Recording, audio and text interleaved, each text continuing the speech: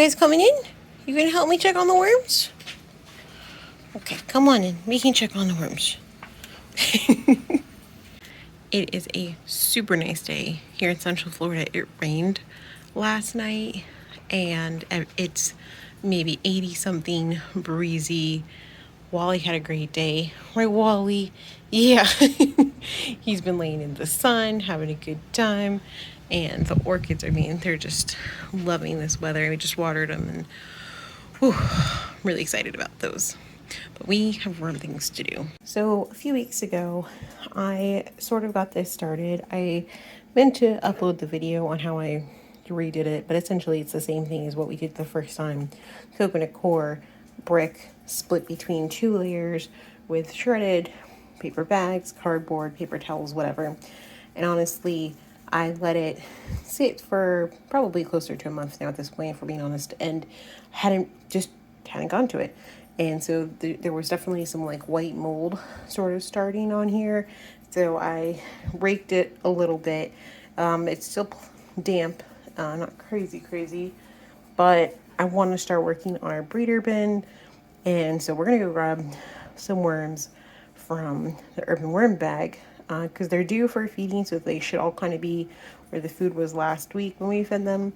And then we're going to take some of those worms, not a lot, but a few, put them in here, and then this is going to be a very, very slow feed in the hot frog. But what I'm hoping to do is just have one active layer at a time, which obviously I have 4 tiers, but because I can't, I still have all my surgery limitations, so I'm not really supposed to be like bending and lifting heavy things yet. I can just work on the top one, and then as the tiers finish, we'll just progressively move it down, and then they'll migrate or they won't, we'll figure it out.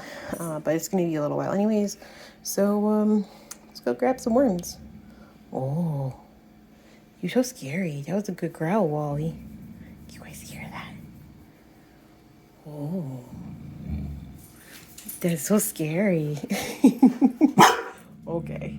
All right. So we're opening this up. I did not leave this open at all since the last feeding, just because we had a lot of inclement weather and I just didn't want to add to the humidity in here.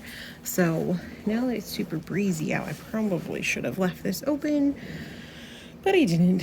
So I guess we'll leave it open.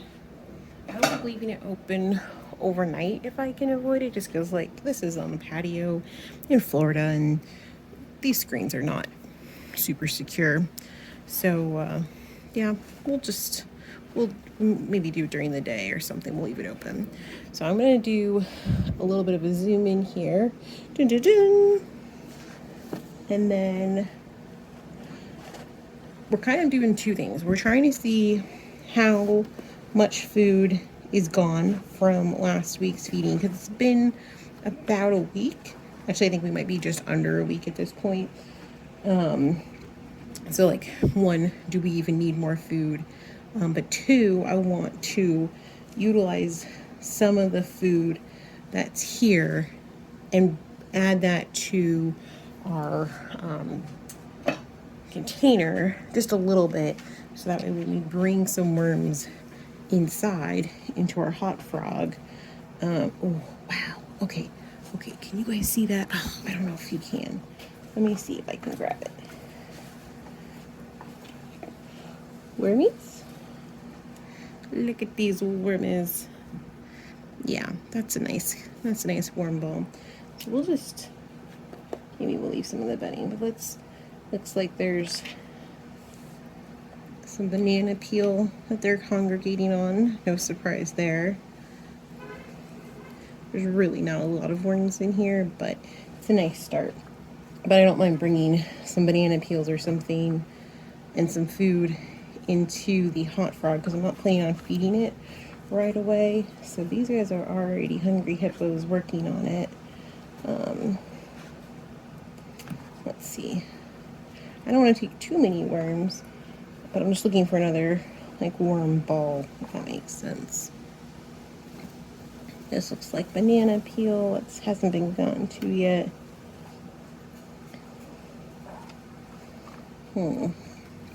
Let's see. Let's see. I'm never really sure how to guess how many worms I have in here, because really wherever I go I see worms, but it's hard to see the worm balls like you do in the hot frog because you can get really close a lot easier. I don't want to hurt anybody. I always feel so bad when I do this, but I'm trying to be kind of gentle. And also, part of what I'm doing here is I wanted to dig down and get some castings. Oh, look at those little baby worms. We see them? Whoop. Come on. There it goes.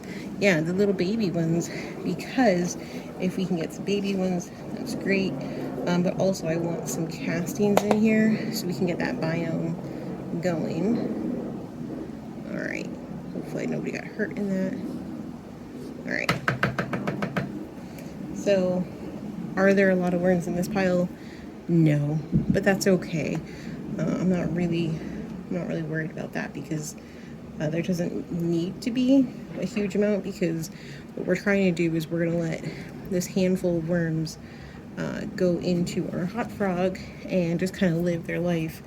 And it will take a long time for the population to grow, but I'm optimistic that they'll feel happy in there, and we can always add some more worms later if we want. But there are not that many in here. Like, I would say less than 250, like probably like, I don't know. What do you guys think? How many is this? Not a lot. Now I'm like, well, shoot, maybe I should get more. Hold on. Let's see if we can find some more in here.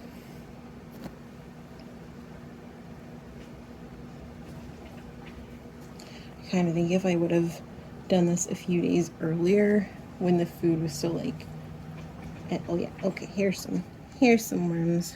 Here's some babies. Should we just take this whole pile? Let's see what this looks like.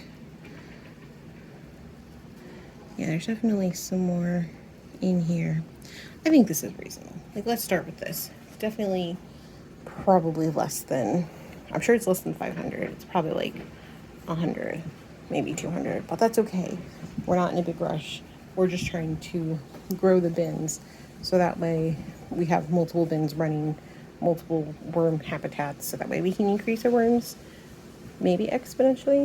I'm not sure if that's how it works, but I'm gonna go bring this inside. And in the meantime, I guess I'm gonna feed the urban worm bag, because well, there's not really a lot of food left, and I just took a bunch. So let's do a center feeding. Let's do that. So let me put these worms down in a safe spot because I'm holding them with one hand. Now, the non-frozen food worked out really well. The drippage at the bottom was, I don't want to say non-existent, but it was almost non-existent. And for all I know, it was just some of the old food working its way out, or moisture, I guess. I'm not really sure, to be honest with you. But it was definitely not as much as when I freeze the food and I put it in here. And interestingly enough, as I'm digging down here, I don't know if you guys can see, but I can see some worms just like randomly here. But there's still a lot of bedding pretty deep in here. So we're gonna feed in here. This is an older thing of food that's been sitting on the counter. Ooh, it even has some mold started already. Perfect. They will like that. But there's really not a lot of moisture in this one like there was the one from last week, because there's not really berries in this one. It's a lot of like spinach. I mean, there are some berries, I think, but there was like random zucchini toppers I think I saw in there, some spinach. I think there was some kale and veins. There's some of that in there. A lot of banana peels. They're like nothing crazy, but we'll see how they like it. So for right now, I'm going to cover this in the sense that I'm going to put this board back on just to limit like any loose stuff flying away. But I'll leave this open for a few hours because the sun's not going down for a couple more hours here. So we'll let the breeze kind of evaporate off some of the extra moisture in here. But I'm gonna go bring in our worms inside and let them get happy. All right, so the urban worm bag is great because it's so deep that you can really bury food under pretty much unlimited amounts of bedding. And so by extension, it manages the moisture levels because there's more opportunity for the moisture to get wicked up through the bedding. And also, it's not, in my opinion, it's harder to get creatures like flies and gnats and all that stuff because one, it's super like secured with its heavy duty zippers, and two, everything's so buried that it's hard for them to even know it's there. So the hot frog, we learned previously, playlist linked up top, that you have to limit the food that you're giving the worms in here, especially when there's such a low population like what we have here. Oh, look at them. Look at them. So we're going to make sure that these guys get fed regularly. We don't want to overfeed them. And so will I do the toilet paper method roll? Will I wrap them? I don't want to bury, you never want to really bury the worms. They'll dig down on their own. So I'm just gonna leave them there. As far as how will I feed them, we'll figure out what makes sense. There's such a small amount of worms in here. I'm inclined to say we will not feed this as often as we were feeding them before. So I'm thinking probably closer to like maybe every 2 weeks we'll feed them and let them go from there. I don't know. We'll see what makes sense. I'd rather err on the side of not enough food or like slightly underfeeding so they have to eat their bedding than overfeeding and dealing with those problems again, because that was a pain in the butt. So thanks for joining me as we restart our hot frog living composter. My name is Alessandra.